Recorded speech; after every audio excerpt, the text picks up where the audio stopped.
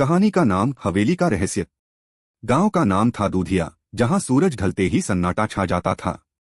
गांव के किनारे एक पुरानी हवेली थी। टूटी फूटी दीवारें, झुके हुए दरवाजे और पेड़ों की झूलती डालियां उसे और भी डरावना बना देती थी। गांव वालों का कहना था कि वहां भूत प्रेत का बसेरा है। कोई भी सूरज ढलने के बाद उस तरफ झंकने तक की हिम्मत नहीं करता था। उसी गांव में रहते दड्डू भाई, राजू 9 साल और राजा 12 साल। माँ बाप कब के गुजर चुके थे। दोनों भाई मिलके छोटी मोटी मजदूरी करके पेट भरती थे। कभी खेत में काम, कभी बर्तन मंजने जाते। जिंदगी मुश्किल थी, पर दोनों के दिल बड़े मजबूत थे। एक रात की बात। एक रात जब दोनों भूखे पेट अपनी झोपड़ी में सो रहे थे, राजू को एक अजीब सपना आया। सपने में एक बूढ़ी औरत आई, उसके बाल बिखरे हुए, आंखें लाल, हाथ में एक पुरानी सी चाबी थी।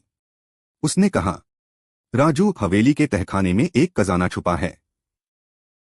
सिर्फ सच्चे और हिम्मती दिल वाले बच्चे हाई यूज पा सकते हैं। कल रात चांद पूरा होगा, वही सही समय है। राजू ने नींद से उठते ही अपना सपना राजा को बताया। पहले तो राजा हंसा, लेकिन जब राजू ने बुढ़िया की एक एक बात बताई तो उसके चेहरे का रंग उड़ गया। ये तो वही बातें हैं जो दादाजी बचपन में सुना करते थे। हो सकता है इसमें सच्चाई हो, राजा बोला। दोनों ने फैसला किया कि अगली रात वो हवेली के अंदर जाएंगे, चाहे कुछ भी हो। अगली रात के 12 बजे, जब सारा गांव सो रहा था, दोनों भाई एक पुराना लैंटर्न लेकर हवेली की तरफ निकल पड़े। रात में हवेली और भी डरवनी लग रही थी। दरवाजा खुद खुल गया, जैसे किसी ने उनका इंतजार किया हो। अंदर सब कुछ जला हुआ था। दीवार पर पुरानी तस्वीरें, जले हुए दिए और मकड़ी के जाले। एक कोने में एक पुरानी सीधी नीचे जा रही थी, शायद वही तहखाना जहां खजाना था। जैसे ही दोनों भाई नीचे उतरे, एक ठंडी हवा का झोंका चला। और तब अचानक वो ही बुढ़िया सामने आ गई, लेकिन इस बार वो सपने वाली नहीं थी, वो एक आत्मा थी। उसने कहा, तुम दोनों ने हिम्मत दिखाई है, पर खजाना सिर्फ पैसा नहीं होता, असल खजाना तुम्हारे दिल की सच्चाई है। फिर उसने एक मिट्टी का घड़ा दिया।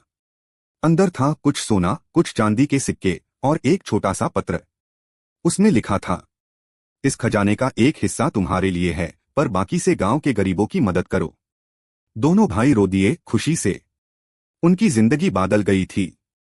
वो गांव के सबसे ईमानदार और मददगार लोग बन गए।